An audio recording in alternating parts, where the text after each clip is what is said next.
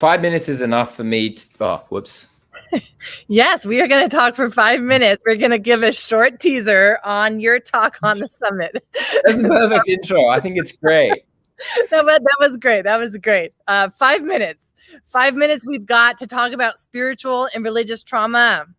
This is an important topic for many people. And when I said that I was going to be doing this teaser with you, there were a lot of comments in terms of, that's interesting. I have no idea about this, but this sounds interesting. So why would our view of God affect our biology, Jonathan? Why don't we start there? Absolutely. Well, the first thing is that it's subconscious. So you don't even realize you have it. And that's the key, because you don't understand or you don't see the relevance in something that is subconscious. And that's like a lot of things. Like it wasn't even until recent times we'd be talking about things like trauma. Certainly there's history of people talking about trauma, but if you go back 50 years, like people talking about this issue wasn't talked about. And so then we peel back deeper levels as to how it affects our biology. This has been studied. There was a case that was studied by a researcher, I believe his name was Andrew Bell, and 3 groups of people in the HIV study were showing the T cell counts to see which were the strongest faring people in that group. And the lowest group, there was 3 different groups of people: those that believed in a loving God, those that believed in a vengeful God, and an atheist.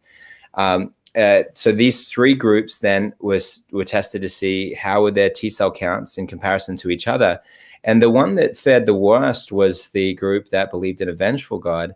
And then the atheist sat in the middle, and the believer, the group of people that believed in a loving, benevolent God were the ones that had the highest T cell count. So it's a very interesting study. And I've seen these types of things happen in my own reflections and as in my work as an investigative journalist and working. I remember seeing this when I worked on The Truth About Cancer as a producer on that, and I was interviewing so many people, and I kept seeing these trends of people using faith to help them to overcome disease. And I thought, well, does it matter what image you have of God? Because could it be more beneficial or detrimental based on an image of God you have? And that's the purpose of referencing that study.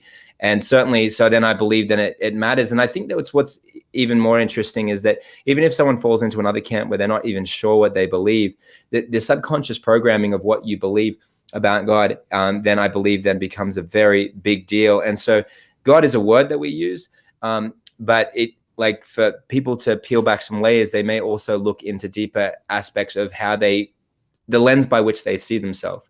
You're seeing yourself through some lens, and that gives you your self-esteem, self-worth, and these types of things. But where is that lens by which you're viewing yourself from? And then you would say, well, perhaps that comes from my perception of what is right and what is good, or what. And so then that steps into another field of what is that absolute realm of truth that you believe in to be the highest good. And then if that image of what you have to be the highest good has lots of aspects of vindictive justice and revenge and punishment, and you believe that that's right, then it's showing that you have an image of God that is actually very vengeful, even though you think you believe in a more merciful picture of life and perhaps of God. So it's good to dig deep. This is good. And we dig in quite a bit more in the Full Summit, in your interview on the Full Summit. And what I love about this is just how much we can see our view of God and our view of the world based on how we treat ourselves. And there's that connection there that we can look at. Wait a second, how am I treating myself? Right? And then be able to say, what is my view of God? What is my view of the universe? What is the view of my purpose? And am I being cared for? Am I being protected? Am I being loved? Or am I being judged? And how much of a subconscious program that creates for our biology, for our system, for our health.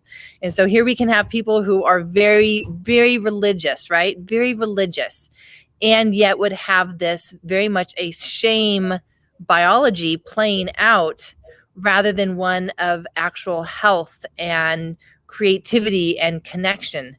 And when we have shame playing out, that is really what affects our immune system, digestive system, like everything, right? Like that's the state that drives our system so much.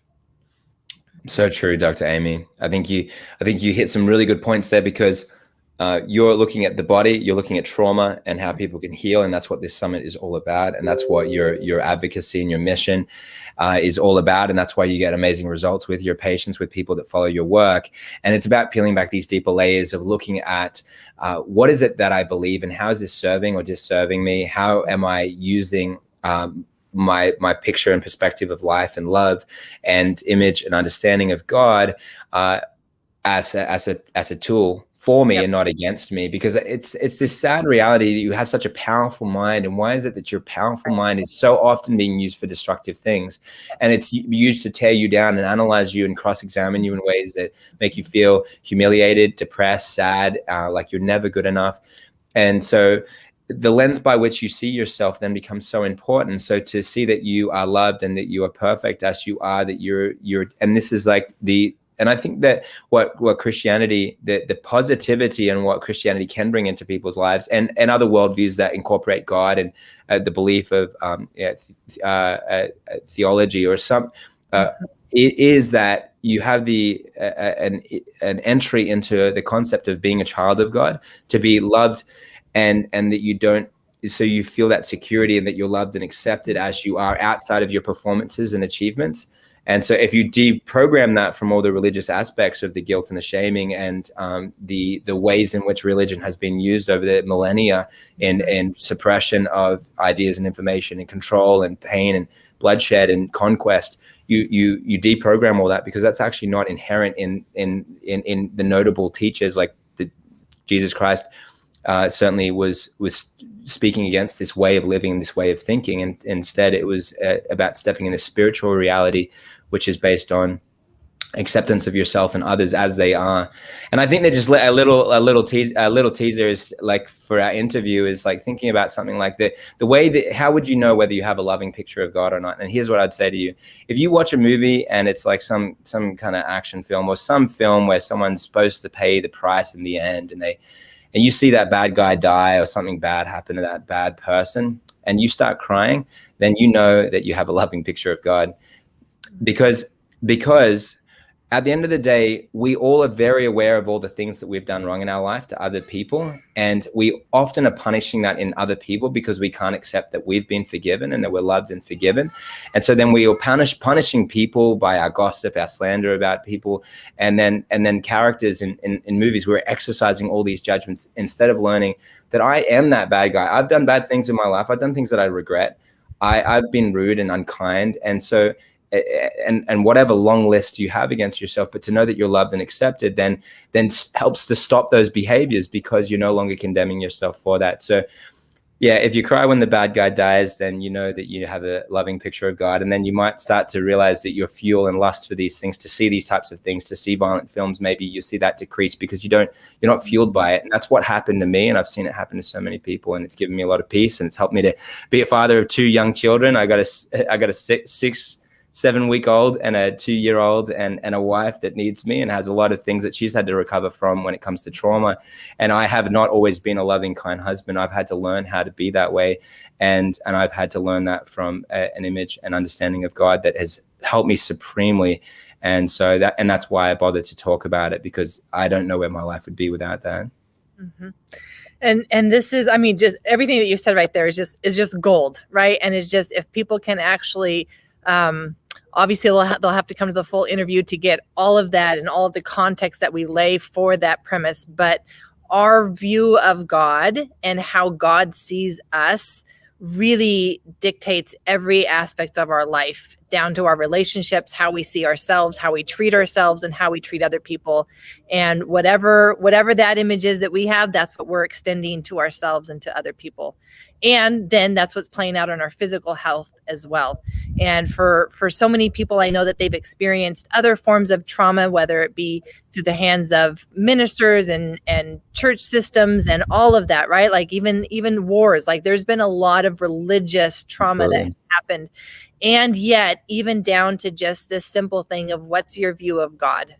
And that can be a form of trauma if you're if it's a constant source of shame for you rather than a constant source of grace for you. So looking forward to your full interview. Really appreciate you giving me that time on your interview as well as your time today, and love that you've got a newborn baby in your house. love all the work that you're doing, Jonathan, to bring a lot of hope and information, education to people, because that's really knowledge becomes power and helps us make better decisions for our life and for our health. So very much appreciate the work that you're doing and look forward to your full interview on the summit. Thanks so much, Dr. Amy. It's a pleasure to always to be with you and to connect. And I love your mission and your message. And I'm glad that everyone that gets to get in contact with your work gets to hear these types of things and all the other experts and what they have to share. And I think that if everyone realizes that everything that you do and you put into your body, the good things you do to help your body from a nutritional perspective, has to be equipped with the power of your mind, because your mind can do that which food cannot do for you, and it can use everything that you put in against you. It's like turning the whole system against itself. You can make your body acidic quicker than by thoughts than you can from eating a bunch of acidic food. If your thoughts can do that, what can they do when it comes to creating disease? And the things that you're talking about through your summit with trauma then become very important, because how do I uproot these layers of trauma if I still have an image of God that does not allow me to heal and does not give me that place of comfort? And so I really do hope that people can follow that up and see that and apply these things so they can learn how to have comfort. Because if we don't get comfort from God, we're going to get comfort from somewhere, and that's going to be comfort food. That's going to be sex, and in the wrong ways, and that's the key. So finding things in the wrong ways instead of finding them in the positive ways. Food is great, sex is great. Lots of these things are all great in their place when we're seeking comfort from the right places in the right ways. I appreciate it, Amy. Thanks so much, and I look forward to connecting with your audience real soon in this interview. All right.